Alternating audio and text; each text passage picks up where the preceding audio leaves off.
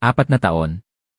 Hindi man mahabang panahon pero sapat na para ubusin ang pasensya ko at durugin ang pantasya ko sa isang malarosas na kasal. Ngayon, nang tumawag si Juan, ang asawa ko, at sinabing uwi rito ang nanay niya para makasama muna kami, bigla na namang nanumbalik ang mga masasamang alaala noong araw ng kasal namin na para bang isang nakakatakot na pelikula. Akala ko kagahapon lang nangyari. Batid kong ang pag-uwi ng nanay niya ay hindi lang basta pagbisita sa anak at apo. Alam kong balak ni Yumi, ang nanay niya, na turuan ako bilang manugang, at samantalahin na rin ang pagkakataon para ubusin ang bulsa namin para suportahan ang paborito niyang bunso, si Thomas. Nang ikasal kami, dahil sa pagmamahal sa akin ng mga magulang ko at alam nilang hindi mayaman ang pamilya ni Juan, hindi sila humingi ng kahit anong dowry o pamamanhikan. Ang sabi lang ng tatay ko sa mga biyenan niya ay napakababaw at taos puso. Ibinibigay namin ang anak namin, hindi namin siya ibinebenta. Sana lang po ay mahalin niyo siya, at masaya na kami basta't maging masaya siya sa piling ng asawa niya. Pero ang kabutihan ng puso ng mga magulang ko, hindi ito pinahalagahan ng pamilya niya, sa halip ay tila itinuring lang na normal. At ang pinakamalaking pagmamaliit sa kanila ay nangyari mismo sa kasal. Si Tita Yumi, na nakasuot ng isang madilim na pulang barot saya, ay umiikot sa bawat lamesa na may ngiti sa labi at hawak-hawak ang baso ng inumin. Sa bawat lamisang puntahan niya, naroon ang mga hiyawan at tawanan. Pero hindi ko alam kung sinasadya ba niya o hindi, nakalimutan niya ang lamesa ng pamilya ng babae, kung saan nakaupo ang mga magulang ko at ang iba pa naming kamag-anak. Medyo napahiya ang mga magulang ko, pero para na rin sa dangal ko at ng dalawang pamilya, na nahimik na lang sila na para bang walang nangyari. Pero ako, hindi ko nagawa. Humanap ako ng isang sulok, hinila ang kamay ng nanay niya at mahinang nagtanong, "Nanay, bakit hindi niyo po inanyayahan sa inuman ang mga magulang ko? Naghihintay po sila sa inyo." Akala ko, marirealize niya ang pagkakamali niya, pero bigla siyang humagulgol at niyakap ang mukha niya, habang tumutulo ang luha sa makapal niyang makeup.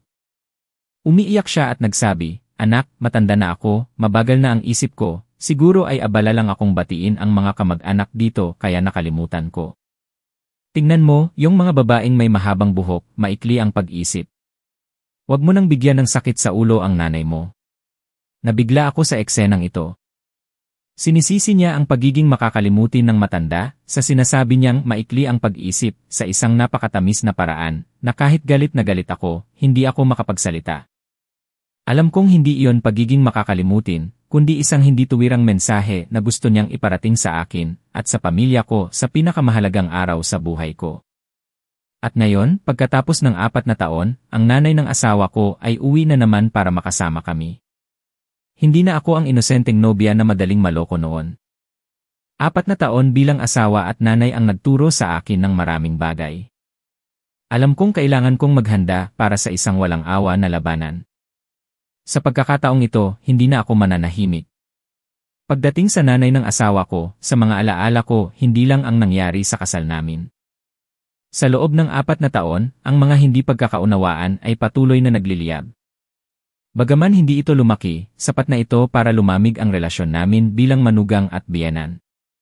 Nang ipanganak ko si Benjo, tumawag lang siya para mangumusta sandali at pagkatapos ay binaba na agad ang tawag. Ako lang ang nag-alaga sa anak ko sa loob ng 1 buwan, at ako na rin ang naghanda ng pagkain at naglilinis. Tumutulong si Juan pero mahina siya sa gawaing bahay at busy sa trabaho. Halos mapagod na ako. Akala ko, sa pinakamahirap na panahon sa buhay ko, nandyan ang biyenan ko para tulungan ako. Pero hindi, nagdahilan siyang abala siya sa pagsasaka at hindi siya makakapunta. Nang mag-1 buwan na si Benjo, doon lang siya bumisita. Pero ang regalo niya para sa apo niya ay hindi isang buong lechon para ipagdiwang ang 1 buwan ng apo, kundi isang murang bibingka at puto bumbong. Ibinigay niya sa akin at sinabing, binilhan ko ang apo ko ng konting kakanin lang para magamit. Sa probinsya kasi ngayon, mahal ang lechon, hindi mo rin naman maibebenta. Mabigat ang loob ko nang marinig ko iyon. Hindi ako materialistikong tao, pero ang ginawa niya ay pakiramdam ko hindi ako at ang anak ko iginagalang. Hindi lang iyon. 1 beses, namatay ang lola ni Juan sa probinsya. Tumawag si Tita Yumi, sa seryosong tono, at hiniling niya sa mga magulang ko na pumunta agad sa probinsya na libo-libong kilometro ang layo para dumalo sa libing. Nabigla ako nang marinig ko yon. Ang relasyon namin ay hindi naman naging maayos pagkatapos ng kasal namin. Ang mga magulang ko at si Tita Yumi ay isang beses lang nagkita. At saka, may sakit ang tatay ko noon at hindi niya kayang maglakbay ng malayo. Naghanap ako ng tamang paraan para tumanggi, ipinaliwanag ko ang sitwasyon ng tatay ko. Pero hindi siya naging maunawain at sinigawan pa ako sa telepono. Isa ka talagang walang utang na loob na manugang, may namatay sa pamilya ng asawa mo pero hindi ka man lang nag-abalang magpakita. Hindi ka ba tinuruan ng mga magulang mo ng tamang asal? Napuno ako ng galit. Hindi ko maintindihan kung bakit niya nagawang magbigay ng ganong walang katuturang hiling. Narinig ni Juan ang lahat, pero sa halip na kampihan ako, mahina niya akong pinayuhan, hayaan mo na, sabihin mo na lang sa mga magulang mo. Subukan nating umuwi para magpakita ng respeto. Ang sinabi niya ay parang nagdagdag lang ng gasolina sa apoy. Nakipag-away ako sa kanya ng husto, at sa huli, nanindigan ako na hindi ako papayag. Mula noon, tinawag akong masamang manugang ng mga kamag-anak niya. Sa tuwing may magtatanong, nagrereklamo si Tita Yumi at ikinukwento na hindi ko pinayagan ang mga magulang ko na umuwi para dumalo sa libing ng lola niya, at ginagawa niya akong bida kontra bida sa kwento. Ang buhay naming mag-asawa ay magpapatuloy na lang siguro sa ganoong uri ng patuloy na problema kung walang hindi inaasahang insidente na mangyayari. Ang tatay ko, na madalas na naghahatid sundo kay Benjo sa eskwelahan araw-araw, ay naaksidente sa isang aksidente sa sasakyan. Nagkabali ang paa niya at kailangan niyang manatili sa kama ng ilang buwan. Ang masamang balita ay ikinabigla ko. Nag-aalala ako sa kalusugan ng tatay ko, at lalo pa akong naguluhan nang maisip ko ang pag-aalaga kay Benjo. 2 taong gulang lang ang anak ko, at nasa edad na kung saan siya ay masigla at gusto laging maglaro. Hindi ko kayang magtrabaho at mag-alaga sa kanya mag-isa. Matapos ang ilang gabi na walang tulog, kinausap ko si Juan, paano kung kumuha tayo ng yaya? Maghahanap ako ng mapagkakatiwalaan, kailangan lang natin ng magbabantay kay Benjo sa araw. Akala ko ito ang pinakamagandang solusyon sa sitwasyon namin. Hindi naman kami masyadong salat sa pera. Ang pagkuha ng katulong ay magbibigay sa akin ng kapayapaan ng isip habang nasa trabaho, at sa hapon ay may oras ako para alagaan ang anak ko at bisitahin ang tatay ko. Pero biglang tumanggi si Juan. Kumunot ang noo niya at hindi siya sumang-ayon. Bakit ka kukuha ng ibang tao? Sayang lang ang pera. Hindi nila mahal ang anak natin. Paano kung masama ang ugali nila sa anak natin? Punong-puno ng balita ang mga kaso ng pang-aabuso sa mga bata. Hindi ka ba natatakot? Naintindihan ko ang pag-aalala niya pero naniniwala akong makakahanap ako ng mabuting tao.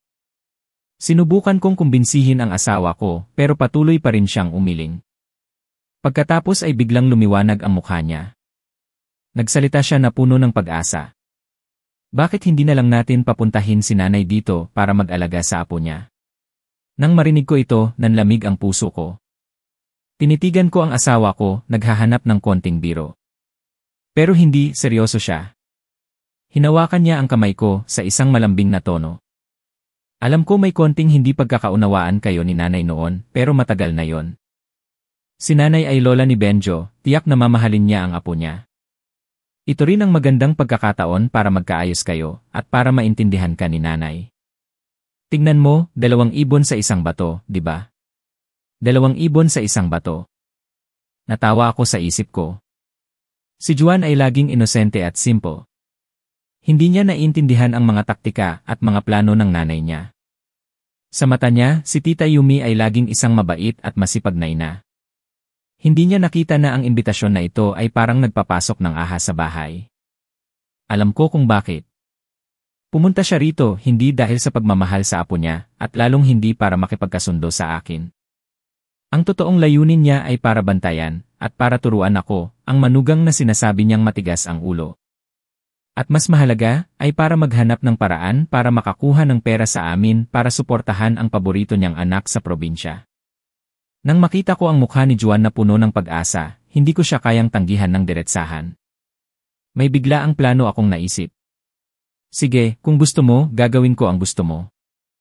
Pero sa pagkakataong ito, hindi ako papayag na matalo. Handa ako sa lahat ng sitwasyon. Umiti ako at tumango. Opo, kung ganyan ang sabi mo, hayaan mong pumunta si nanay. Sana maging masaya na ang pamilya natin.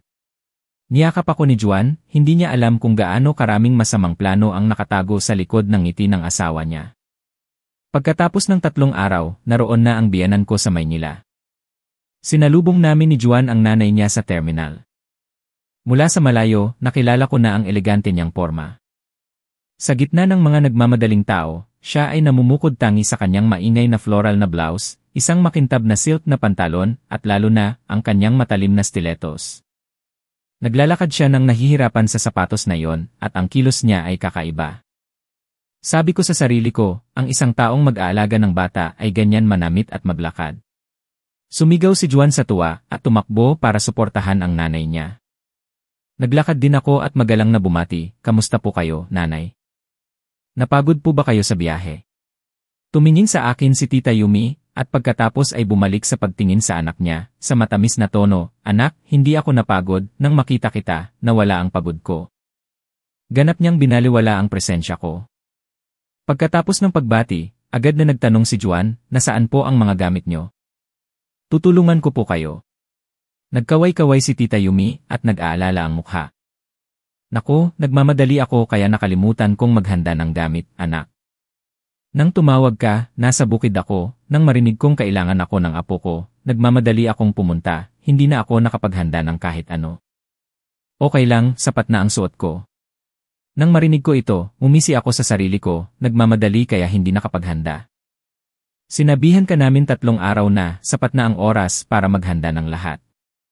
Malinaw na ito ay isang dahilan. Sadya niyang pumunta na walang dala, walang kahit anong gamit, para kami ni Juan ang bumili ng mga gamit niya mula ulo hanggang paa. Ang taktika niya ay talagang henyo. Nagpakita siya na mahal niya ang apo niya, at nakuha niya ang gusto niya na makapag-shopping nang hindi nagsasalita. Si Juan, gaya ng inaasahan ko, ay nag-aalala. "Naku po, nanay, bakit ganyan? Huwag po kayong mag-alala, mamaya sa bahay, bibili tayo ng mga bagong damit. Huwag po kayong mag-alala, hindi po kayo magkukulang sa kahit ano." Nang marinig iyon ni Tita Yumi, lumiwanag ang mga mata niya, pero sinabi pa rin niya, "Hindi na kailangan, anak, kahit ano lang ang suot ko ayos lang. Pumunta ako rito para mag-alaga sa apo ko, hindi para magganda." Sinabi niya yon, pero ang kasiyahan sa labi niya ay nagbulgar sa lahat. Ang eksena na ito ay talagang kahanga-hanga. At alam kong ito ay simula pa lang. Pagdating sa bahay, pagkatapos ayusin ang lugar ng biyenan ko, plano kong dalhin si Benjo sa bahay ng nanay ko para bisitahin ang tatay ko. Pero nagpumilit si Tita Yumi na itulak ang stroller ng apo niya para ilibot siya sa kondo para masanay sa bagong kapaligiran. Nagtaka ako, ang isang taong galing sa mahabang biyahe, at nakasuot pa ng mataas na stilettos, bakit napakalakas pa niya? Pero hindi ako komportabling tumanggi, kaya hinayaan ko siyang itulak ang stroller ni Benjo, at sumunod na lang ako sa kanya. Gaya ng inaasahan ko, ang susunod na eksena ay mabilis na nangyari. Sinadya ni Tita Yumi na itulak ang stroller sa isang bahagi ng kalsada na maraming basag na semento, at pagkatapos ay biglang at bumagsak. Hawak-hawak ang stroller, at ang isa naman ay hawak ang bukong-bukong niya. Umiiyak siya sa sakit. "Naku, nasprain ang bukong-bukong ko. Hindi ako sanay sa sapatos na ito, ang hirap gamitin." Nataranta si Juan, tumakbo at minasahe ang paa ng nanay niya, patuloy na nagtatanong, "Ayos lang po ba kayo, nanay? Masakit po ba? Hahawakan ko po kayo para makapasok na tayo sa bahay." Sumandal si Tita Yumi sa anak niya, at ang isang paa ay nakataas, habang naglalakad at sumisigaw. Nang makarating sila sa bahay, bumagsak siya sa sofa, at huminga ng malalim habang nagrereklamo. "Tingnan mo, sinabi ko na sa inyo. Sanay lang akong magsuot ng tsinelas sa probinsya, hindi bagay ang sapatos na ito sa akin, madali akong madulas. Siguro kailangan kong bumili ng iba, anak, paano ko maaalagaan ang apo ko kung ganito ako?" Ang intensyon niya ay malinaw. Gusto niyang samantalahin ang pagkakataon na ito para humingi ng bagong sapatos, at tiyak na isang mamahalin at sikat na sapatos, hindi isang ordinaryong isa. Nanonood ako sa kanyang eksena ng tahimik, may plano na ako sa isip ko. Naghihintay ako na matulungan ni Juan ang nanay niya na makaupo, pagkatapos ay mahina kong sinabi, "Opo, dapat po talaga kayong magpalit ng sapatos. Ang pagsuot ng mataas na takong ay hindi ligtas para sa inyo at mahirap din po kapag mag-aalaga kayo ng apo nyo. Bukas, dadalhin ko kayo para bumili ng rubber shoes. Ang mga rubber shoes para sa matatanda ay magaan at komportable, madali kayong maglalakad, at hindi na kayo madudulas pa. Agad na nagbago ang mukha ni Tita Yumi. Siguro naisip niya na dadalhin siya ng manugang niya sa isang mall, at pipili siya ng isang sapatos mula sa isang branded na tindahan, pero hindi niya inaasahan na bibigyan ko siya ng mura at luma na rubber shoes na para sa matatanda. Natahimik siya, hindi siya makasalungat dahil ang dahilan ko ay masyadong makatwiran. Tumango siya ng may hinanakit, pero ang tingin niya sa akin ay puno ng galit. Ang eksena niya ay hindi nangyari gaya ng inaasahan. At alam kong hindi niya ako papatawarin sa ginawa ko. Simula nang magkaroon siya ng bagong sapatos, biglang gumaling ang sprain sa paa ng biyenan ko. Pero ang pagiging masipag niya ay hindi na nakita. Pumunta siya rito para mag-alaga sa apo niya at tumulong sa amin. Pero ang katotohanan ay kabaligtaran. Buong araw, hindi siya nagagalaw ng kahit anong gawaing bahay. Ang pagkain ay niluluto ko, ang bahay ay nililinis ko, at ang mga damit ay hinuhugasan ko gamit ang washing machine. Ang tanging ginagawa niya ay makipaglaro kay Benjo. Pero ginagawa niya yon sa isang hindi seryosong paraan. Madalas, inilalagay niya ang anak ko sa playpen na mag-isa, habang siya ay nakahiga sa sofa, hindi inaalis ang mga mata niya sa telepono, nanonood ng mga video, at tumatawa. Nagbibigay siya ng mga dahilan, sa probinsya, sanay ako sa pagluluto sa kahoy, hindi ko alam paano gamitin ang gas stove, baka masira ko. O kaya, ang mga gawaing bahay sa lungsod ay masyadong komplikado, hindi ako sanay, hayaan mo na lang akong gawin ito. Ang mga dahilan niya ay nakakatawa, pero hindi ako nag-abalang magsalita. Tahimik lang akong ginawa ang lahat, na para bang mayroon lang akong panauhin sa bahay, hindi isang katulong. Pero ang pagiging tamad niya ay nagbago ng 180 degrees tuwing malapit na umuwi si Juan mula sa trabaho. Mga 15 minuto bago dumating ang asawa ko sa bahay, mabilis niyang papatayin ang telepono, tatakbo sa banyo para kunin ang mga damit na hinugasan ko na kaninang umaga, at magpapanggap na nagsasampay sa balkonahe o hahawakan niya ang walis at wawalisan ang sahig na malinis na. Pagdating ni Juan, siya ay agad nahihinga ng malalim, pupunasan ang noo niya kahit walang pawis, at magreklamo, "Anak, nandito ka na. Buong araw akong nag-alaga sa apo mo at sa bahay, pagod na pagod ako." Si Juan, ang awa-awa kong asawa, ay walang kaalam-alam, at nagmamadali siyang tumakbo para suportahan ang nanay niya, nag-aalala at nagtatanong. "Ang hirap po ng ginawa niyo. Mamahinga na po kayo, ako na ang gagawa." Nang marinig niya ang sinabi ng anak niya, nagkaroon ng pagkakataon si Tita Yumi na magkwento. "Hindi naman mahirap, anak. Dahil mahal ko kayo, hindi ako napapagod, ang apo ko lang ay masyadong malikot, kailangan ko siyang bantayan at hindi ko siya kayang iwan. At saka, ang pagluluto, paglalaba, at paglilinis ay buong araw na ginagawa." Sa tuwing naririnig ko ang mga salitang iyon, nananahimik lang ako, sa loob-loob ko ay nakakatawa at masakit. Siya ay tunay na isang mahusay na artista. Hindi lang siya tamad, kundi mahusay din siya sa pag-angkin, ginagawa niya ang mga bagay na hindi niya ginawa na parang sa kanya. Hindi ako nagsasalita. Hindi dahil sa takot ako sa kanya, kundi dahil alam kong kung magsalita ako ngayon, hindi ako paniniwalaan ni Juan. Iisipin lang niya na masungit ako at may galit sa nanay niya. Nagpasya akong maghintay ng tamang pagkakataon para makita niya mismo ang totoong mukha ng nanay na mahal niya. Ang pagkakataong iyon ay dumating ng mas maaga kaysa sa inaasahan ko. Isang hapon, umuwi ako ng mas maaga kaysa sa karaniwan dahil kinansela ang isang biglaang meeting sa kumpanya. Nang buksan ko ang pinto at pumasok, naamoy ko ang isang masamang amoy na pumasok sa ilong ko. May masamang kutob ako. Nagmamadali akong pumasok sa kwarto at nakita ko si Benjo na nakahiga sa crib, pulang-pula ang mukha at umiiyak. Ang biyenan ko ay nakahiga pa rin sa sofa at nanonood ng telepono, mayroon pa siyang earphones, tila hindi niya naririnig ang iyak ng apo niya. Mabilis kong binuhat ang anak ko at agad na naintindihan ang dahilan ng masamang amoy at iyak. Ang diaper na suot ng anak ko ay puno at ang dumi ay lumabas na, nagbasa sa damit niya at sa kumot. Tinanggal ko ang diaper, at napakasakit ng puso ko nang makita ko na ang balat ng anak ko ay namula at may mga sugat pa. Masakit at makati, umiiyak ang bata hanggang sa mawalan siya ng boses, at ang mga paa niya ay nanginginig tuwing hinahawakan ko. Sa pagkakataong ito, tinanggal ni Tita Yumi ang earphones, at lumakad ng mabagal. Nang makita niya ang eksena, sinabi niya, "Naku, kaunting pamamaga lang, bakit ka nag-aalala?" Lahat ng bata ay nagkakaroon niyan.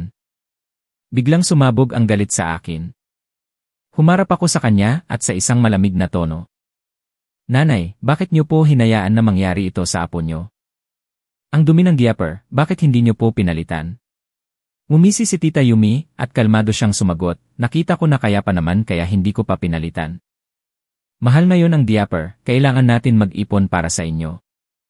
Kung palagi kang magpapalit, saan ka kukuha ng pera para mag-ipon?" Hindi ako makapaniwala sa narinig ko.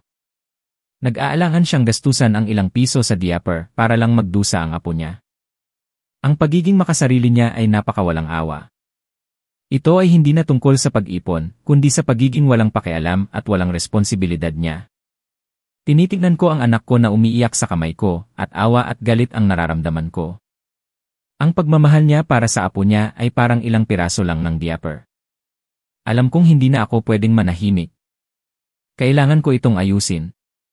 Maingat kong pinunasan at nilagyan ng gamot ang anak ko, pinatahan ko siya hanggang sa tumigil siya sa pag-iyak at inilagay ko siya sa kama. Sa sandaling ito, humarap ako sa biyenan ko. Sinubukan kong pigilan ang galit ko pero hindi ko maitago ang inis ko. "Nanay, alam kong gusto niyo lang mag-ipon para sa amin pero hindi ito ang tamang paraan. Ang kalusugan ni Benjo ang pinakamahalaga. Tingnan niyo po, malubha ang pamamaga niya, masakit, umiiyak siya, nakakaawa." Akala ko magpapakita siya ng pagsisisi pero nagtaas siya ng noo at sumalungat. "Ang galing mong magsalita. Alam mo ba kung gaano kahirap ang trabaho ng asawa mo para magkaroon ng pera? Nag-ipon ako para sa anak ko, hindi para sa ibang tao. Noon, nang inalagaan ko ang mga anak ko, walang diaper. Gumagamit lang ako ng cloth diaper at hinuhugasan ko ng paulit-ulit. Lumaki pa rin sila ng malakas at malusog. Kayo ngayon ay masyadong sinasamba kaya kayo ganyan kapilyo." Ang mga dahilan niya ay nagpatahimik sa akin. Palagi siyang may paraan para baliktarin ang kwento, at ginagawang tama ang mali, at ginagawang mabuti ang pagiging walang pakialam. Sabi ko, "Nanay, magkaiba ang noon at ngayon na mayroon tayong pera, dapat alagaan natin ng maayos ang mga anak at apo natin, di ba? Hindi ako nag-aalinlangan na gumastos sa diaper para sa anak ko, basta't malusog at komportable siya, sapat na yon. Kung marami kang pera, ikaw na lang ang bumili, wag mo akong turuan ng tama at mali. Halos buong buhay ko na akong nabubuhay, hindi mo ako kailangan turuan kung paano mag-alaga ng apo." Sumigaw siya sa isang maasim na tono. Sa sandaling iyon, umuwi si Juan, at nang marinig niya ang malakas na boses sa loob ng bahay, mabilis siyang pumasok. Nang makita niya ang balat ni Benjo na pula, at narinig niya ang pag-aaway ng nanay niya at ng asawa niya, agad niyang naintindihan ang problema. Nang makita siya ni Tita Yumi, parang nagkaroon siya ng lakas at nagsimula siyang umiyak. "Anak, umuwi ka at tingnan mo ang asawa mo." Minura niya ako dahil lang sa nag-ipon ako sa ilang piraso ng diaper. Sinasabi niya na ignorante ako at hindi ako marunong mag-alaga ng apo. Kawawa naman ako, matanda na ako, kailangan ko pang pumunta rito para maglingkod sa kanila at ganito ang trato nila sa akin. Tiningnan ako ni Juan at pagkatapos ay tiningnan niya ang nanay niya, naguguluhan ang mukha. Hindi niya inalam ang buong kwento. Hindi niya sinisi ang nanay niya, pero lumingon siya sa akin, sa isang mahinahong tono, "Hayaan mo na, kumalma ka. May mabuting intensyon lang si nanay, siguro hindi niya lang alam kaya nagkaroon ng pamamaga si Benjo. Huwag ka nang magalit, huwag mo nang bigyan ng sakit sa ulo si nanay." Ang sinabi niya ay parang isang malamig na tubig na ibinuhos sa mukha ko. Mabuting intensyon. Alam mo ba kung gaano kasakit ang nararamdaman ng anak mo dahil sa mabuting intensyon ng nanay mo? Hindi niya pinansin ang damdamin ko, hindi siya nag-alala sa anak namin. Kundi natatakot lang siya na bigyan ng sakit sa ulo ang nanay niya. Sa labanan na ito, hindi siya nag-alinlangan na kampihan ang nanay niya, iniiwanan ako na mag-isa. Nanlamig ang puso ko, na-realize ko na ang asawa na mahal ko, ang akala ko ay magiging matatag na suporta ko, ay walang lakas at walang pakialam na tao. Hindi na ako nagsalita, tahimik akong binuhat ang anak ko sa kwarto, at malakas kong isinara ang pinto. Ang unang pag-aaway ay natapos ng ganoon, at nag-iwan ito ng isang sirang hindi na maibabalik. Pagkatapos ng pag-aaway tungkol kay Benjo, ang kapaligiran sa bahay namin ay naging mabigat. Ako at ang biyenan ko ay opisyal na pumasok sa isang Cold War. Hindi kami nag-uusap lang kami kung kailangan. At sa mga pagkakataong iyon, ang tono namin ay malamig na parang hindi kami magkadugo. Hindi na nagpapanggap si Tita Yumi na masaya, at hindi na rin ako nag-abalang maging isang mabuting manugang. Si Juan ay naiipit sa gitna, at ang mukha niya ay laging nakasimangot. Sinubukan niyang makipagkasundo, pero ni isa sa amin ay ayaw magparaya. Pagkatapos ng ilang araw, nagsimula si Tita Yumi ng isang bagong taktika. Hindi na siya nakahiga sa sofa at nanonood ng telepono, kundi madalas na siyang tumatayo sa balkonahe. Tumingin siya sa malayo at huminga ng malalim. Sa tuwing dumadaan ako, bulong-bulong siya sa sarili niya na sapat na para marinig ko. Ang mga tao sa Maynila ay maganda ang damit, samantalang ako, galing sa probinsya, luma ang damit, pagtatawanan lang ang anak ko pag lumabas. Paulit-ulit niyang sinasabi iyon araw-araw, lalo na tuwing gabi na nandito si Juan. Gaya ng inaasahan, hindi na nakayanan ni Juan. Sa gabi na yon, pagkatapos marinig ang daing niya sa ikan beses, pumasok siya sa kwarto at sinabi sa akin, paano kung sa weekend, dalhin mo si nanay para bumili ng mga bagong damit. Wala pa siyang disenteng damit simula nang pumunta siya rito, siguro nasasaktan na ang damdamin niya. Tiningnan ko ang asawa ko, gusto kong sabihin sa kanya na ito ay isang taktika lang ng nanay niya, pero hindi ko na sinabi. Alam kong walang silbi kung magsalita pa ako. Tumango ako sa isang kalmadong tono. Sige, bukas, dadalhin ko siya. Kinaumagahan, nang sabihin ko sa kanya na dadalhin ko siya para mag-shopping, agad na nagbago ang ugali ng biyenan ko, nawala ang malungkot na mukha, at pinalitan ito ng masayang mukha. Malakas siyang nagsalita. Ayos! Narinig ko na ang mga mall sa Maynila ay malalaki, maliwanag na parang araw, di ba? Ang mga damit doon ay tiyak na maganda. Dalhin mo ako sa isang eleganteng lugar. Ayaw kong mapahiya ang anak ko dahil sa akin. Ngumiti ako ng matamis. Huwag po kayong mag-alala, alam ko po ang isang lugar na maganda at maraming damit at ang presyo ay mura. Tayo ay probinsyano, hindi tayo sanay sa mamahaling pamumuhay. Ang bawat sentimo na naiipon natin ay gagamitin para sa kinabukasan ni Benjo. Nang marinig niya ang dalawang salita na mag-ipon, medyo namula ang mukha niya, pero dahil sa sobrang kasabikan na makabili ng mga bagong damit, hindi na siya nag-isip pa at mabilis na tumango. Naghanda siya ng eleganteng damit, nagsuot ng paborito niyang damit at naglagay pa ng lipstick. Tiningnan ko siya at mayroon na akong plano. Hindi ako kumuha ng taxi, kundi dinala ko siya gamit ang motorsiklo. Matapos ang halos isang oras na pagmamaneho sa masikip na kalye, huminto ako sa isang mataong palengke. Si Tita Yumi ay tumingin sa paligid ng nagtataka, sa harap niya ay hindi isang maliwanag na gusali, kundi isang palengke na may sirang bubong. Ang mga tao ay siksikan, ang mga boses ng mga nagtitinda ay parang pugad ng langaw. Ang mga damit ay nakasabit sa mahabang tali, at nakasalansan sa mga basahan sa sahig.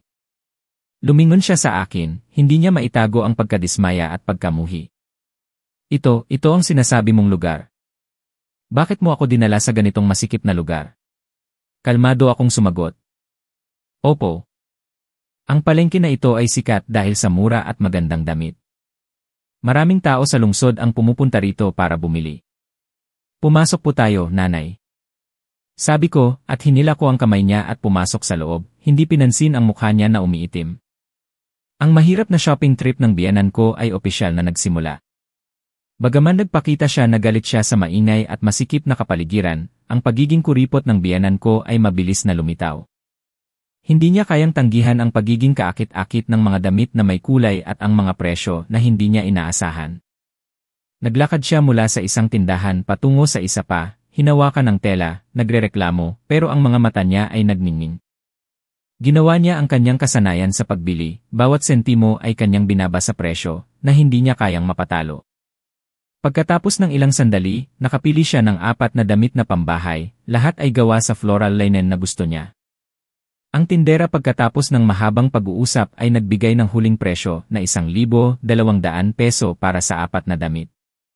Si Tita Yumi ay tila masaya sa resulta, lumingon sa akin at mumiti para mag-order sa akin na magbayad. Ito ang sandali na inaabangan ko. Nagsimula akong halukayin ang bag ko, ang mukha ko ay naguguluhan. Tinapik-tapik ko ang mga bulsa ng pantalon ko at tumingala sa biyenan ko, sa isang tono na puno ng pagsisisi. Naku po, nanay, nagmamadali ako kaninang umaga at nagpalit ako ng bag at nakalimutan kong ilagay ang wallet at telepono ko. Ngayon, wala akong dalang pera. Ang tindera na kaninang nakangiti ay tumigil at tumingin sa amin nang nagtataka.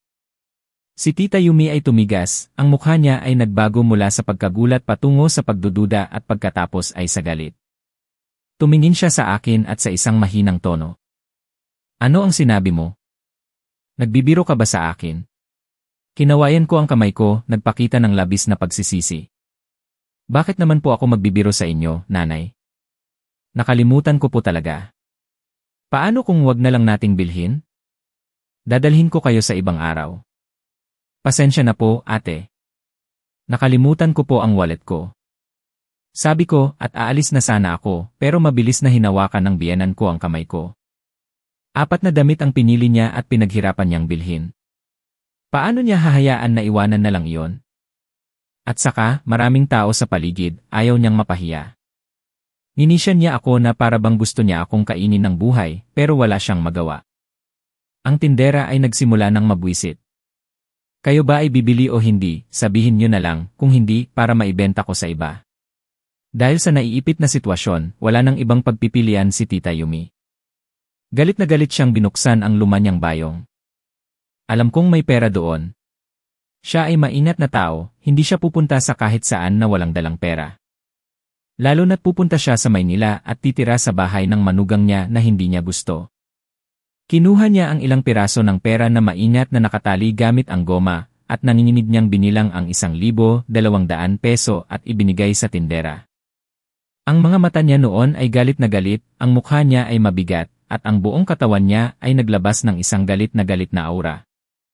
Sa daan pa uwi, hindi siya nagsalita sa akin, nakaupo lang siya sa likod ng motorsiklo, tuwid ang likod. Nararamdaman ko ang galit niya na nakasalo sa likod ko. Ang panahon sa Maynila ay mainit, naramdaman ko na tuyo ang lalamunan ko, kaya sinabi ko, Nanay, mayroon pa po ba kayong pera? Pwedeng makahingi ako ng 40 peso para bumili ng isang bote ng tubig. Nauuhaw po ako. Nanahimik siya sandali at pagkatapos ay sinabi ng mahinahon, ang pera ko. Kung nauuhaw ka, ikaw na lang ang magtiis. Nang marinig ko ang sinabing iyon, mumiti lang ako. Ang lahat ay nasa plano ko. 2 araw pagkatapos ng kahindik-hindik na shopping trip, ang bahay namin ay nasa isang nakakatakot na katahimikan. Ang biyenan ko ay hindi man lang tumitingin sa mukha ko, na para bang wala ako. Sinadya niya na gumawa ng malalakas na tunog, minsan sinasara niya ang pinto ng kwarto ng malakas, minsan ay hinuhulog niya ang mga plato at kutsara sa kusina. Ang bawat kilos niya ay isang pagpapahayag ng labis na galit. Sa gabi, ginawa na naman niya ang luma niyang taktika at nagreklamo siya kay Juan. Sa pagkakataong ito, ang kwento ay puno ng mga detalyeng hindi totoo. Sabi niya, sadya kong dinaya siya, dinala siya sa isang nakakatakot na lugar para ipahiya siya. At pagkatapos ay pinilit siyang magbayad para sa mga mura na damit. Umiiyak siya at nagreklamo tungkol sa pagiging kahihiyan, tungkol sa pagkapahiya nang tiningnan siya ng mga tao ng awa. Narinig ni Juan at gaya ng dati, pumasok siya sa kwarto at sinubukan akong kausapin. Ginamit pa rin niya ang nakasanayan niyang pag-uusap. Hayaan mo na, humingi ka na lang ng tawad kay nanay. Kapag galit ang matatanda, kailangan nating magbigay daan. Kaya lang nagalit si nanay dahil sa ginawa mo. Sa pagkakataong ito, hindi na ako nanahimik. Tinitigan ko ang asawa ko, kalmado kong sinabi sa kanya ang buong kwento, hindi ko pinalagpas ang anumang detalye, kasama na ang paghingi ko ng pera para sa isang bote ng tubig at ang diretsong pagtanggi niya. Tignan mo, hindi ko siya pinilit, nakalimutan ko lang talaga ang wallet ko, gaya ng nakalimutan niyang anyayahan ang mga magulang ko sa kasal natin. At tungkol sa tubig, gusto ko lang subukan kung gaano kalaki ang pagmamahal ng nanay mo sa manugang niya. Nakita mo na ang resulta. Isang biyenan na may pera sa bulsa pero ayaw magbigay ng tubig sa manugang na naglalakad sa ilalim ng araw. Ano sa tingin mo? Tumigil si Juan. Narinig niya ang kwento ng nanay niya pero ang kwento mula sa akin ay may mga detalye na nagpatigil sa kanya.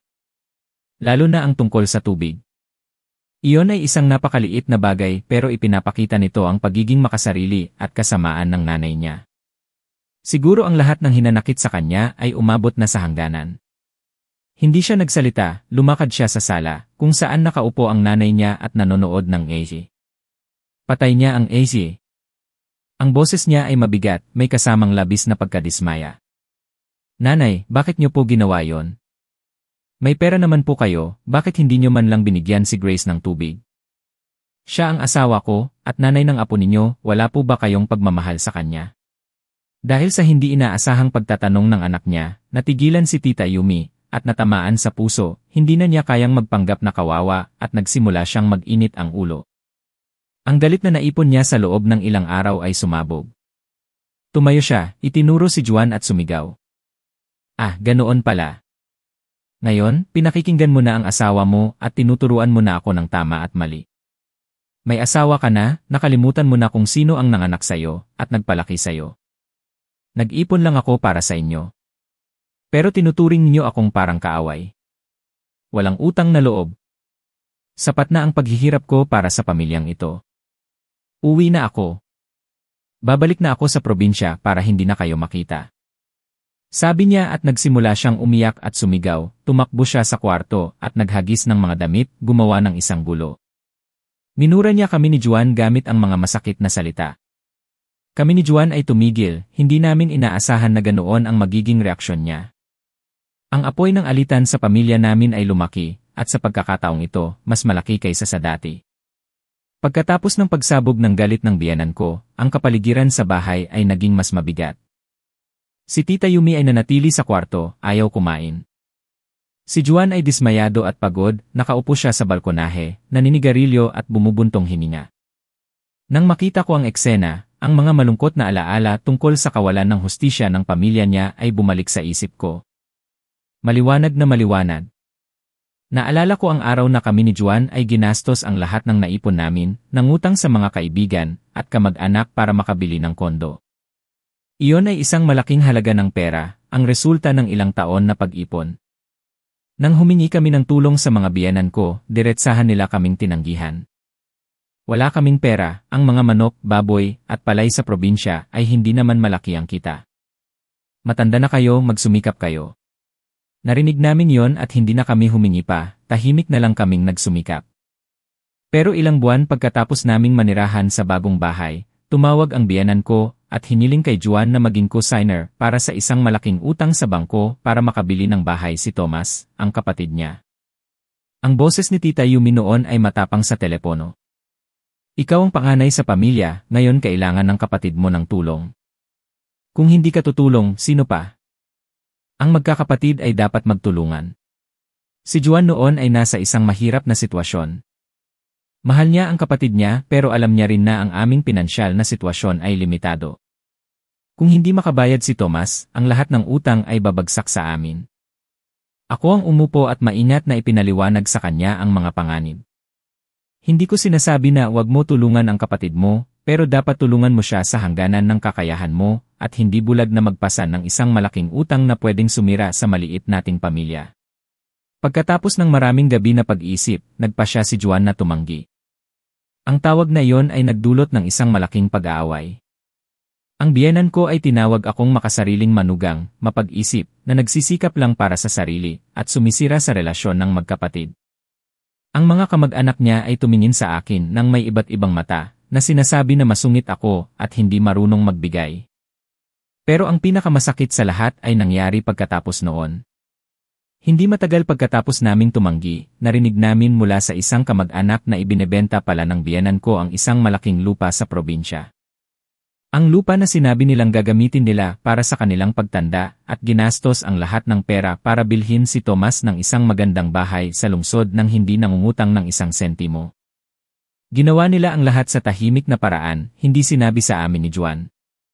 Nang malaman niya ang balita, nanatili siyang tahimik ng matagal. Alam kong nasaktan siya ng husto. Hindi siya selos sa kapatid niya, kundi nasasaktan siya dahil sa hindi patas na pagtrato sa kanya ng mga magulang niya. Malinaw na may pera sila, at maraming pera, pero sinasadya nilang magsinungaling, tumangging tulungan kami sa pinakamahirap na panahon, at ginastos ang lahat para sa bunso nilang anak. Iyon ang unang pagkakataon na na-realize ni Juan ang posisyon niya sa puso ng mga magulang niya. Ang pagmamahal nila ay tila ibinigay na lang sa isang tao. Nang maalala ko ang mga nakaraan, lalo kong naintindihan ang kilos ng biyenan ko ngayon.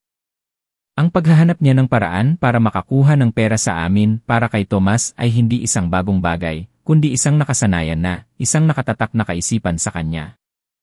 At ang asawa ko, bagaman nasaktan, ay laging isang anak na walang lakas na magalang.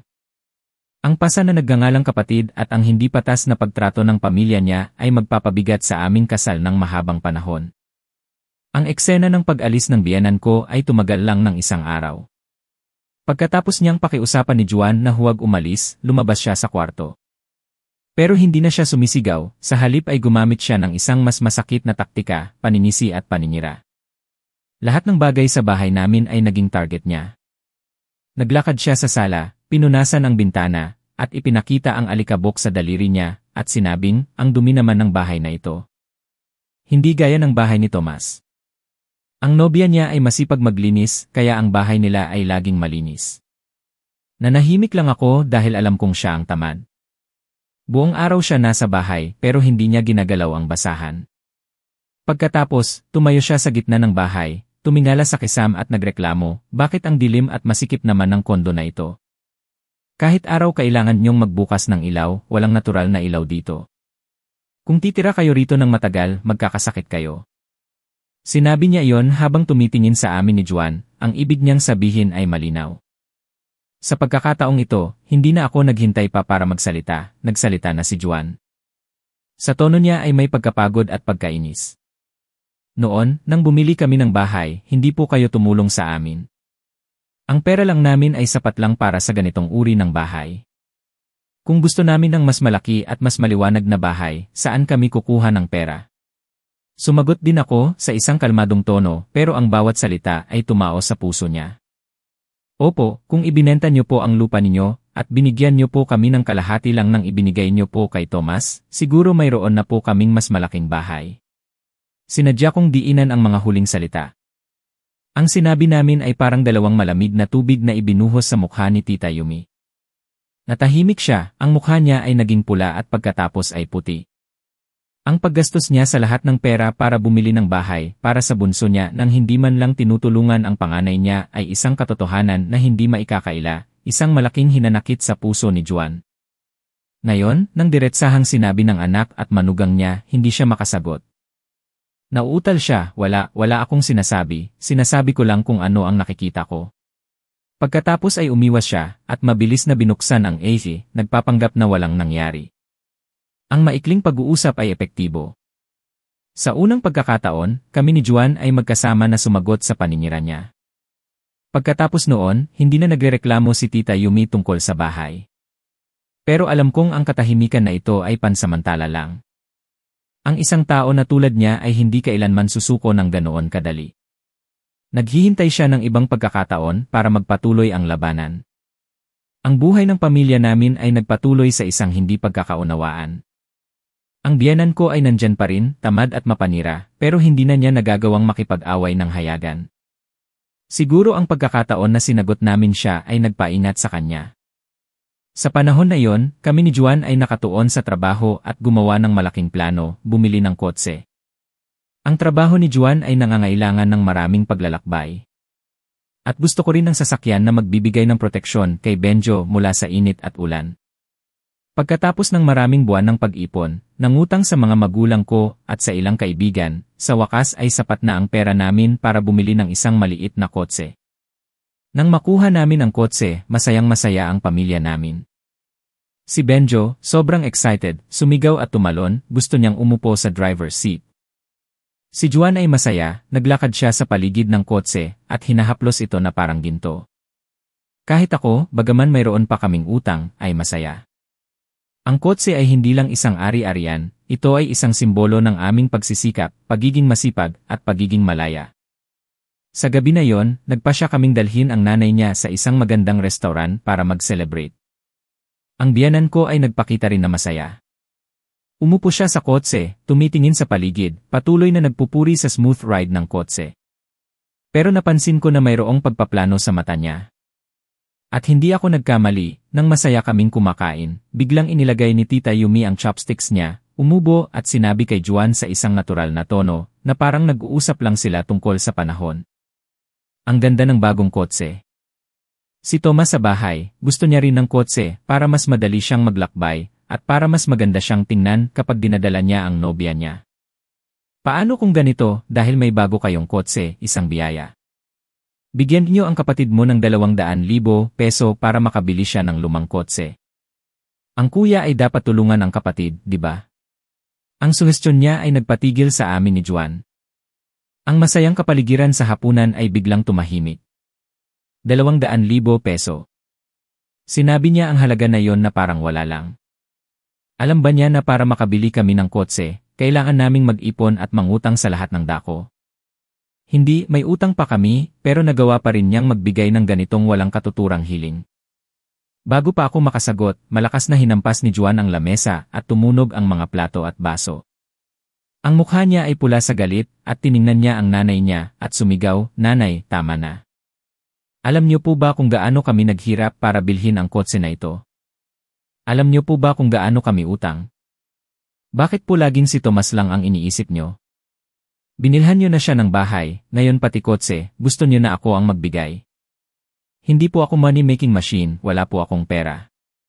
Ito ang unang beses na nakita kong nagalit si Juan sa nanay niya.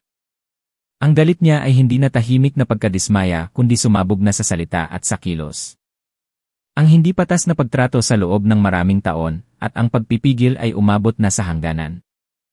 Si Tita Yumi ay nabigla sa sigaw ng anak niya, ang mukha niya ay naging puti. Nauutal siya, nagsuhestyon lang ako, bakit ka nagagalit? Paano ako hindi magagalit? Tingnan mo ang mga ginawa mo. Sabi ni Juan at tumayo siya at lumabas. Ang pagdiriwang ay natapos sa isang pagkasira at galit. Alam kong isang malaking sugat na naman ang lumitaw sa pamilya namin. Ang galit ni Juan sa araw na iyon ay nagpatahimik sa biyenan ko ng ilang sandali. Hindi na siya nangahas na magsalita tungkol sa pera. Pero ang galit niya sa akin ay lumalaki araw-araw. Naniniwala siyang ako ang nag-udyok kay Juan para maging walang galang at magsalita ng malakas sa sarili niyang ina. Dahil hindi niya maabot ang pera namin, sinimulan niya akong atakehin ng diretsahan.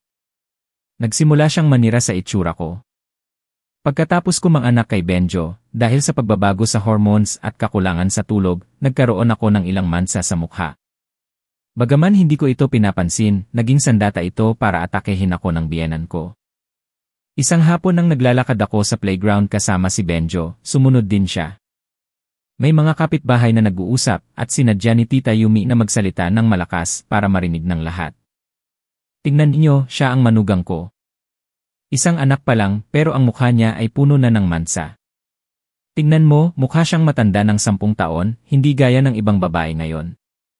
Ang mga babae pagkatapos manganak ay maganda pa rin, siguro hindi siya marunong mag-alaga sa sarili. Kulang siya sa nutrisyon, kaya ang asawa niya ay magsasawa sa kanya. Ang sinabi niya ay parang isang kutsilyo na tumusok sa dangal ko. Sa paligid, nagsimula ang mga kapitbahay na magbulungan, tumitingin sa akin nang may pagkamangha at awa. Ang dugo ko ay kumulo. Pinagtiisan ko siya ng maraming beses, pero sa pagkakataong ito, hindi na. Ang pag-insulto sa itsura ng isang babaeng bagong panganak ay isang malupit at hindi katanggap-tanggap na bagay. Humarap ako at tiningnan siya ng diretsahan, kalmado ang ngiti, pero ang boses ko ay matalim at bawat salita ay malinaw, "Tama po kayo.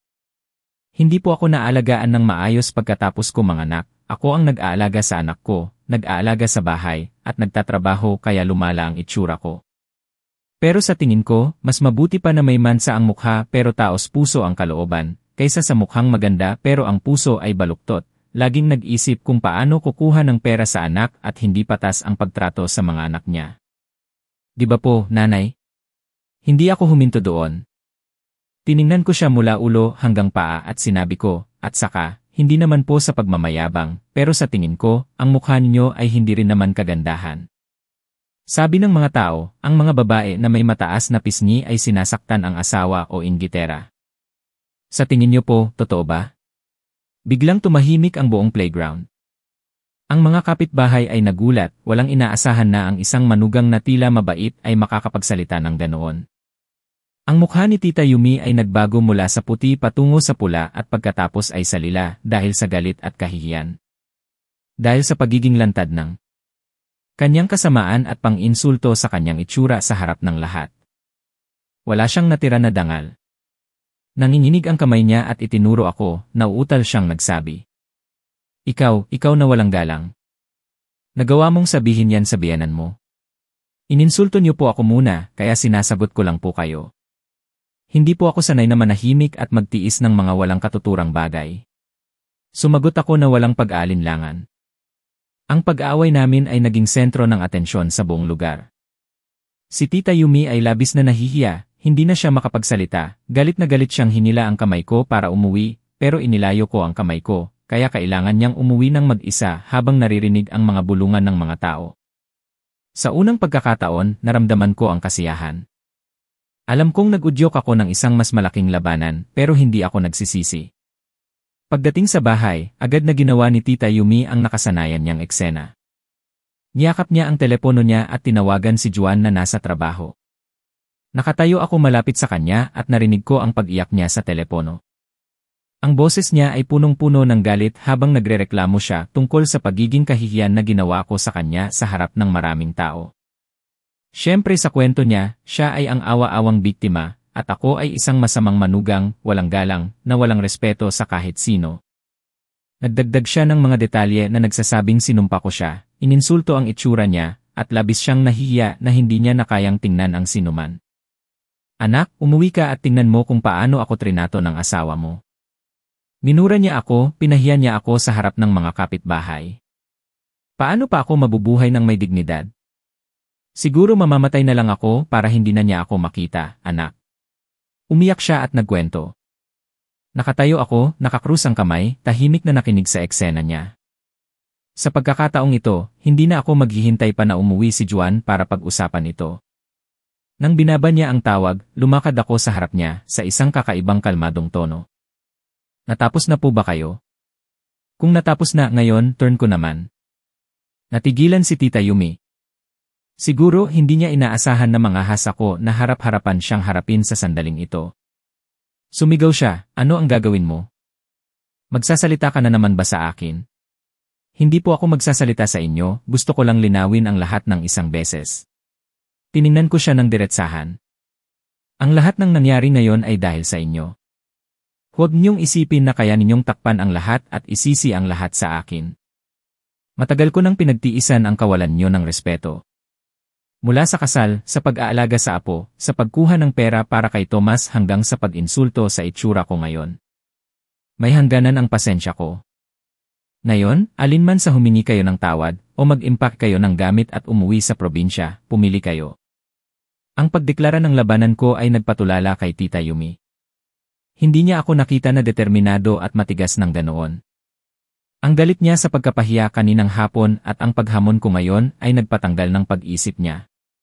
Tumayo siya, lumapit sa akin, at itinataas ang kamay niya na para bang sasampalin ako. Ikaw na walang galang, papatayin kita. Inaasahan ko na ang kilos na ito. Mabilis akong umatras ng isang hakbang at hinawakan ko ang braso niya. Hindi niya ako nasaktan, at gumamit siya ng ibang kamay para saktan ako, patuloy siyang sumisigaw at nagmumura, bitawan mo ako. Nangahas kang sumalungat sa biyenan mo. Walang pusong manugang. Ang aming pagtatalo ay nagpatumba ng ilang gamit sa sala. Si Benjo ay natakot at umiyak ng malakas. Sa magulong sandali na yon, binuksan ni Juan ang pinto at pumasok.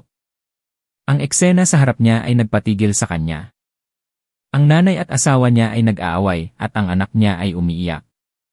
Ang huling labanan ay talagang nagsimula at alam kong pagkatapos nito, wala nang balikan. Si Juan ay tumakbo para paghiwalayin kami. Binuhat niya si Benjo na umiiyak at pinatahan siya. Ang mga mata niya ay tumingin sa amin ng nanay niya na puno ng pagkadismaya at galit. Tama na, anuman ang problema, pag-usapan na lang, bakit kailangan niyong mag-away sa harap ng bata? Si Tita Yumi ay nagkaroon ng pagkakataon na magsimula ng eksena ng pag-iyak. Tingnan mo, gusto niya akong saktan. Sinabi ko lang sa kanya ang ilang salita, pero wala na siyang respeto sa akin. Wala na akong lugar sa bahay na ito. Pagod na akong magpaliwanag. Tiningnan ko lang si Juan at malamig na sinabi, nakita mo na ang lahat, ikaw na ang magdesisyon. Sabi ko at pumasok sa kwarto at nilinis ang mga nabasag na gamit. Sa gabi na yon, ang buong bahay ay nasa isang nakakatakot na katahimikan, walang sinuman ang nag-uusap. Kinaumagahan, nang magising ako, nakita ko si Juan na nakaupo sa sala, itim ang mga mata. Sabi niya sa akin, sa isang parang kaluluwang tono, dadalin ko na si nanay sa terminal. Manatili ka na lang sa bahay para alagaan si Benjo. Wala akong sinabi, tumango lang ako. Ang desisyon niya, hindi ko alam kung dapat ba akong magkasaya o maging malungkot. Pinili niya ang pinakamadaling solusyon. Pero alam kong sa puso niya, mayroon siyang malaking hinanakit sa akin. Dinala ni Juan ang nanay niya sa terminal. Hindi ko alam kung ano ang pinag-usapan nilang dalawa, alam ko lang na nang bumalik siya, ang mukha niya ay mabigat. Umalis na si Tita Yumi, na may dalang mga luha at mga paninira. Pero ang kapayapaan na inaasahan ko ay hindi dumating. Sa gabi na yon, kinuha ni Juan ang unan at kumot niya at lumipat sa opisina para matulog. Wala siyang sinabi na pagpapaliwanag, pero ang kilos na yon ay mas malamig kaysa sa libong paninisi. Sinasabi niya na labis na ako, at pinilit ko ang nanay niya na umalis na may kahihiyan. Sa mga sumunod na araw, namuhay kami na parang dalawang estranghero. Umuwi siya ng maaga at umuwi ng gabi, iniiwasan niya ako hanggat maaari. Sa hapunan, ako lang at si Benjo ang kumakain. Ang katahimikan niya ay parang isang hindi nakikitang pader na naghihiwalay sa amin. Narealize ko na ang problema ay hindi ang pagiging nandyan o hindi ng biyenan ko. Ang problema ay si Juan mismo. Siya ay masyadong walang lakas, masyadong bulag na may utang na loob na hindi niya kayang makilala ang tama at mali, hindi niya kayang protektahan ang sarili niyang pamilya. Ang Cold War ay tumagal ng halos 1 buwan. Sinubukan kong kausapin si Juan ng maraming beses, gusto ko ng isang diretsahang pag-uusap para maresolba ang problema. Pero sa tuwing ginagawa ko, iniiwasan niya ako o sumasagot lang siya ng maikli, o mas masahol pa, sinasabi niya ang mga paninisi. Kung pinagtiisan mo lang si nanay, hindi mangyayari ang lahat ng ito. Dahil sa ginawa mo, paano pa ako haharap sa mga kamag-anak ko sa probinsya? Ang bawat salita niya ay parang sinasaksak ang puso ko. Hindi niya nakita ang mga paghihirap na pinagdaanan ko. Nakita lang niya na pinahiya ko siya at walang galang ako sa nanay niya. Umapaw ang baso. Hindi ko na kayang mamuhay sa isang kasal na kung saan. Ako ang laging nagpipigil, nagdurusa, at kapag pinagtanggol ko ang sarili ko, ako ang nagiging kontrabida. Isang gabi ng tulog na si Benjo, umupo ako sa harap ni Juan. Tiningnan ko siya ng diretsahan, sa isang hindi kapanipaniwalang kalmadong tono. Mag-divorce tayo. Nagulat si Juan at ang mga mata niya ay puno ng pagkamangha. Siguro hindi niya naisip na sasabihin ko ito. Nauutal siya. Ano ang sinasabi mo? Dahil lang sa hindi pagkakaunawaan sa nanay ko, gusto mo na mag-divorce tayo. Hindi ito isang hindi pagkakaunawaan, at hindi lang ito tungkol sa nanay mo. Umiling ako. Ito ay dahil sa'yo. Na-realize ko na. Hindi ka magbabago. Hindi ka kailanman magiging nasa panig ko at ng anak mo. Pagod na ako, gusto ko nang magpalaya. Labis na tumanggi si Juan. Naisip niya na nagagalit lang ako. Sinubukan niyang magsumamo, nangako siyang magbabago. Pero alam kong ang mga iyon ay walang silbing mga pangako. Ang puso ko ay nanlamig. Nang tumanggi siya, hindi na ako nakipagtalo pa. Kinaumagahan, nang umalis siya para magtrabaho, kumuha ako ng taxi, inimpeke ang mga kailangan namin ni Benjo at umuwi sa bahay ng mga magulang ko. Iniwan ko sa lamesa ang divorce paper na may lagda na, kasama ang isang maikling mensahe. Nagdesisyon na ako, lagdaan mo na lang at pumunta na tayo sa korte. Pagkatapos ay pinatay ko ang telepono, pinutol ko ang lahat ng komunikasyon. Alam kong kailangan kong maging matatag at sigurado para bigyan kaming dalawa ng sarili naming landas. Pagkatapos ng halos 2 linggo na walang komunikasyon, sa wakas ay tinanggap na ni Juan ang katotohanan.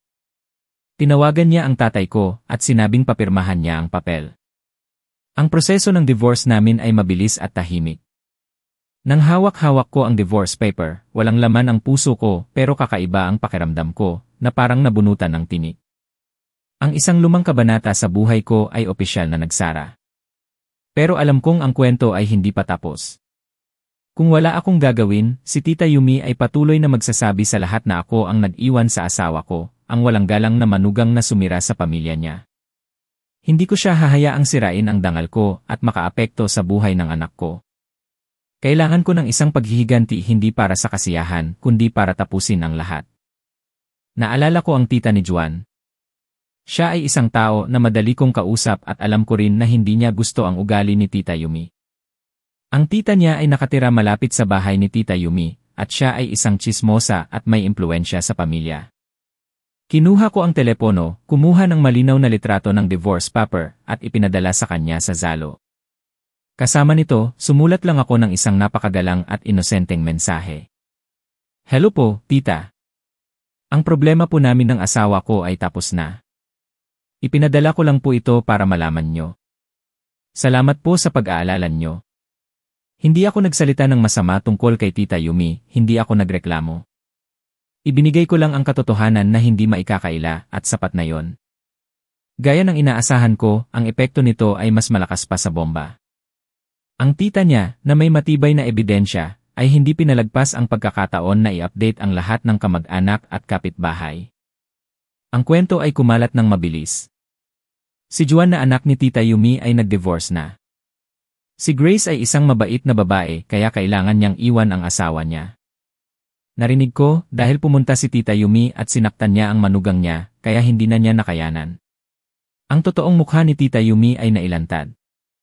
Mula sa pagiging isang awa-awang biyenan na naapi ng manugang, siya ay naging isang sinungaling na sumira sa sarili niyang anak. Saan man siya pumunta, nakikita siya ng may pagdududa at mga bulungan. Nawalan siya ng lahat ng dangal, pero ang pinakamasakit na sakit sa kanya ay galing sa isang hindi inaasahang lugar. Ang nobya ni Tomas pagkatapos marinig ang mga kwento tungkol sa masamang biyenan, walang paalam na nagdesisyon na kanselahin ang kasal. Ang pangarap niya na magkaroon ng isang manugang na taga Maynila, isang magandang kasal para sa bunso niya ay nawasak. Iyan ang halaga na kailangan niyang bayaran para sa lahat ng ginawa niya. Ang sakit sa pagkawala ng asawa at ang pagkasira ng pamilya ay nagpamulat kay Juan. Tiningnan niya ang lahat ng nangyari at sa unang pagkakataon, na-realize niya ang mali hindi lang sa nanay niya kundi sa sarili niya. Ang pagiging walang lakas niya, ang kakulangan sa desisyon ay nag-ambag sa pagkasira ng aming kasal. Pagkatapos ng divorce, nagsimula siya ng isang mahabang paglalakbay para magbayad ng mga kasalanan. Hindi siya tumawag para mangabala, hindi siya nagsalita ng walang silbing mga salita, kundi ginamit niya ang mga kilos para patunayan. Nagboluntaryo siyang magbayad sa lahat ng gasto sa pag-aalaga sa anak namin, mas malaki pa sa hiling ng korte. Sa tuwing weekend, sinusundo niya si Benjo para maglaro, matyagang nakikipaglaro sa kanya, at binabayaran ang mga panahon na walang pakialam siya. Nang malaman niya na gusto kong bumili ng isang maliit na kondo para sa amin ni Benjo, tahimik siyang nagbigay sa akin ng isang malaking halaga ng pera, sinasabing responsibilidad niya yon. Ginugol niya ang mga bakasyon niya para tulungan akong mag-ayos at magdekorasyon sa bagong bahay. Siya mismo ang gumawa ng isang malaking bookshelf sa sala, na parang sa plano na ginawa ko para sa kanya noon at pinuno niya ito ng mga paborito kong libro. Tahimik kong pinanood ang lahat ng pagbabago na yon. Tinanggap ko ang tulong niya dahil alam kong iyon ang responsibilidad ng isang ama sa anak niya. Ang apoy ng pag-ibig noon ay siguro wala na, pero ang pasasalamat at isang bagong pag-ibig ay unti-unting lumalabas. Isang araw nang maayos na ang bagong bahay, nagtanong siya kung gusto ko siyang balikan. Hinawakan niya ang kamay ko at ang mga mata niya ay taos puso. Bigyan mo ako ng isa pang pagkakataon, pwede ba? Nangangako ako na hindi na kayo sasaktan pang muli. Mahina kong inalis ang kamay ko, ngumiti ako at umiling. Naniniwala ako na nagbago ka, pero hindi na ako makakabalik. Takot akong bumalik sa lumang buhay, takot ako sa mga komplikadong relasyon. Ang kailangan ko ngayon ay kapayapaan. Walang sinabi si Juan. Sa mata niya ay may pagkadismaya at pagkaunawa. Iginagalang niya ang desisyon ko. Ang buhay namin ngayon ay ganoon. Hindi na kami mag-asawa, pero kami ay pamilya ni Benjo. Regular pa rin siyang bumibisita sa anak niya, at kasama ako na nag-aalaga at nagtuturo sa kanya. Minsan, kaming tatlo ay kumakain at nanonood ng scene na parang magkaibigan. Ang relasyon namin ay nabuhay muli, wala nang mga paghihigpit, wala nang mga sakit, natitira na lang ang respeto at pagmamahal sa anak namin. Nakita ko ang kalayaan at kaligayahan sa sarili kong paraan. Isang matatag na kaligayahan na binuo mula sa mga pagkasira.